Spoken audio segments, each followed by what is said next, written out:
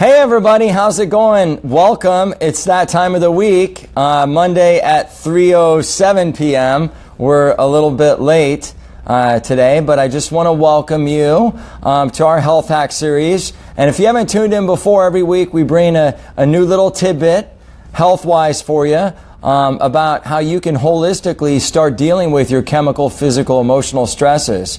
So what I want to talk to you about today is the DISC personality assessment, okay? And DISC stands for dominant, interactive, steady, and cautious. And there's kind of some play on words that are different from that a little bit, but that's the general consensus of it. And what I really want to say is that I encourage each and every one of you to go and take these personality assessments, because the more that we can understand ourselves, we can better understand and relate to other people. And this is your 17th health hack today. You may have noticed, you're like, where's number 16? Well, we did a live upload of it, and you know how technology is. It's a beautiful, wonderful thing, and it's kind of an annoying thing at the same time. And so if you're trying to look on my website under the media section where all the health hacks and advanced healthcare classes are, you probably are like, where's number 16? And if you're not on Facebook, you're not going to see number 16 again. But it was awesome. We did that one last week. And what you do is you just go at healthfromwithinca.com to access our Facebook if you want those live health hacks. And then what we'll also do when we don't have problems of a TI is like a rapper. So IT issues, you're going to go under media, and then you're just going to go advanced healthcare classes, or you're going to go health hacks, and then it should be right there. So I talked about the DISC assessment. Now, we are going to be having an advanced healthcare class on the DISC assessment, and that is going to be December 12th. That is a Tuesday, okay, and that's going to be at 7:15 p.m. Okay, the food will arrive at 7:15, the talk will start at 7:30, and we're going to really dive deep into it that night. So I encourage you to go on, you can just Google, and you can go under Tony Robbins and just write down Tony Robbins DISC assessment. Okay, write down, what am I talking about? Click in under Google, Tony Robbins DISC assessment, and I mean, Tony Robbins has, pretty much everything Tony Robbins touches is like amazing in my opinion. But at any rate, if you go to that Google, if you go to the internet and you go to Google and type that in, that's the best DISC personality assessment that I've seen so far that's free. And it's about 24 different questions, but some of the other 12 question ones were a little like mundane and not so great and kind of weird. And Tony Robbins happens to have a more extensive one. And it's actually, I'm sitting here holding like a 54-page like printout of everything about Dr. C. So what I want you to do is today, just go to Google, Tony Robbins DISC assessment, right? And type that in and go and do that DISC assessment, print the whole thing out, and then I want you to bring it on December 12th, Tuesday at 7:15. Bring it with you. And we'll be sending out reminders, and Brandy doesn't know it yet, but she's going to give me a little flyer that kind of talks about that. Love when I spring that on you, Brandy. Sorry about that. And we're going to give you some reminders probably through text message too, okay? So, again, what does DISC mean? Well, it means dominant, interactive, supportive, and cautious. And what do you think Dr. C got the highest rating in? The highest level in? Well, dominant, right? Go figure, right? And what does D stand for? I'm going to read you the D traits. So, D, or dominant, or decisive, right, is really what it stands for.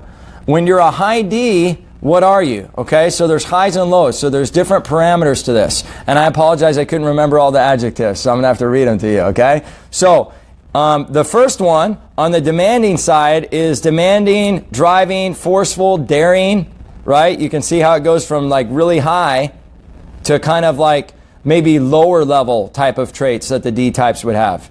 So demanding, driving, forceful, daring, determined, competitive, responsible, inquisitive, conservative, mild, agreeable, and unobtrusive. So you can see if you're like starting to get like competitive, responsible, inquisitive, all the way down to agreeable, that's kind of like lower D. Okay, so there's high versions of that personality, and then there's low versions. And I scored really high D. Like it says 81 out of 91. So that's pretty doggone high according to their system and the way they do things. And then I was also high interactive. Okay? So high interactive is my personality and how I tend to interact with others and share my opinions, right? What's kind of like high interactive? Well, you're really gregarious, right? People enjoy being around you. You know, you're funny, you're outgoing, you're more of an extrovert. And what are some of the adjectives related to those high interactive people? Well, gregarious, persuasive, inspiring, enthusiastic, sociable, poised, charming, convincing, reflective, matter of fact. And then the lower part of that, the low interactives, would be matter of fact, withdrawn, and aloof. Okay? And then the S is stabilizing or supportive. Okay? And that's going to be your pace, how you tend to pace things in your environment, right? So the stabilizers, a high stabilizer, which I forget what I scored on that. I think it was pretty low. Go figure, right? So yeah, I'm like really low. Like my bars here, I'll just show you guys so you guys can get a good laugh if you know me, right? Here's my bars right here, all my different bar graphs. And this is what I like about this Tony Robbins assessment. A lot of the assessments, they don't really show you kind of where you fall. This one, and what I mean by where you fall, like they kind of give you numbers and like general, okay, you're here. But this gives you all sorts of 54 pages of data, guys. It's really, really comprehensive. So I know you're going to probably hate me when you're printing before the class on the 12th of December. But trust me, this is really, really valuable information. And, you know, you just think about talking to people you love, care about, relationships, friends. Think about how much you talk to people. And if you could look over this assessment before you go into a happy conversation or a difficult one, maybe with a personality type that's a lot different than yours. You know, like my assistant, Kaden, I want a polar opposite because you don't want two of me walking around the office, right? But she's a polar opposite to me. So how awesome that we can understand that and now start to look at maybe some of the kinks in our communication and we can start to smooth those out. So I just had to show you that. Sorry to digress on a tangent there. But so stabilizing. High stabilizers are, or supportive, are patient, predictable, passive, complacent, stable, consistent, steady, outgoing, restless, active, spontaneous, and impetuous. Okay? So you can see the low side of stabilizing is the opposite of kind of like some of the higher traits, right? So if you're predictable and patient, you're not necessarily like spontaneous and impetuous and active, right? And so that just really helps you understand that range again. And then your cautious types, like I believe I scored really high on cautious. Yeah, I did. 77 out of 53. I guess 53 is the most common or average. And then because mine are kind of a couple of links above that, right? I'm you know, a higher rate, and so that's why my number is higher than 53. That's what I've come to learn. I need to call the place and find that out specifically because I'd like to know that. You know, is 53 like, is that your average, or you know, those are questions to ask. And I will have those answers to you by December 12th. But I just thought this would be a good overview today. So cautious. What are some? I'm a high cautious type. So the first word on the scale is cautious, of course. Professionistic, and anybody that knows me knows that, right? Systematic, careful and analytical, orderly and neat. So one of the characteristics my wife and I were laughing at were that it said likes a clean work environment, right? And my wife's kind of like set the paperwork anywhere, right? And then I go and clean it up. And she's very tidy with like files and stuff like that. But certain things that kind of like go on top of the desk, she's not so like tidy about. And I'll come by and move it, and then she'll move it back. And you know, if you have a spouse, then you know how that game works, right? Of course, the men always lose, right? So orderly, neat, balanced, independent, rebellious, careless, and defiant. So you see the cautious side, and then the polar opposite to that is defiant. So I thought these were, you know, a really good starting point for us regarding the DISC assessment. I'm going to see in here, I marked off a bunch of stuff, but I want to, you know, read this whole doggone thing to you because I don't want you to get bored. No, that's all I'm going to do for today. But, you know, some other different assessments that you want to look at for your relationships out there. You've probably heard of the 5 love languages by Gary Chapman. And the 5 love languages, you know, it talks about different ways of kind of giving to others. Because you think about a relationship, especially one with your significant other, your spouse, think about the ways that you give, and you're giving out of what you want versus what they want. And that's what I think is interesting and kind of comes together with the DISC assessment as well. I'm a high D. Caden, my assistant, is a very low D. So think about the ways that we communicate. You know, one of the things I read is it said that, you know, I'm kind of one of those people that I want you to get to the punchline, tell me the facts, and I want all the facts. So before you come to me, just download me with all the information, and I want all the information at once, and I want it to be accurate, because otherwise I get impatient. Well, that's kind of the opposite of Caden. I mean, she has a little bit of dominant, right? And that's why when we do click, we click perfectly. But she's more stable and supportive. So she's more patient. She helps calm me down. She helps center me. You know, when I get wrapped around the axle about something, she helps me unwind, right? So think about how much the DISC assessment is going to help me better understand her, or even my wife. Well, the 5 love languages, I mean, it's the same thing, right? It's the same thing, kind of spun in a different way. So think about how many times you project what you want as your love language onto somebody else, right? And you don't really see them, and you don't really understand them. Like my wife, I'm personal touch, and my wife is more quality time. She kind of likes acts of service, but she more likes quality time. So I could buy my wife stuff all day long, but what she's yearning for is that connected time for us to hold hands, or maybe have a glass of wine together, or have a meal together. That's why one of the things that we enjoy doing so much is eating out. And I'm also an acts of service guy. That's another love language, right? I kind of like I love for my wife to cook for me. Not because I'm like the old paradigm where the woman should do everything and all that junk. No, ladies, I've changed many poopy diapers on little Cordy. So I do my part for sure. I do my part, I promise. So no, but like that's my love language. I feel loved when Dr. Tanya is like cooking a meal for me or something like that. But sometimes what I'll do is I'll do acts of service for her, and I'll clean stuff and tidy stuff up, but that's what I want. That's not what she wants.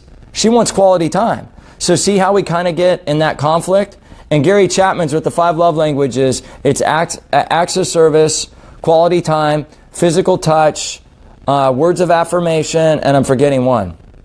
Acts of service, quality time, words of affirmation, physical touch, and somebody's going to correct me. I can't remember the 5th one.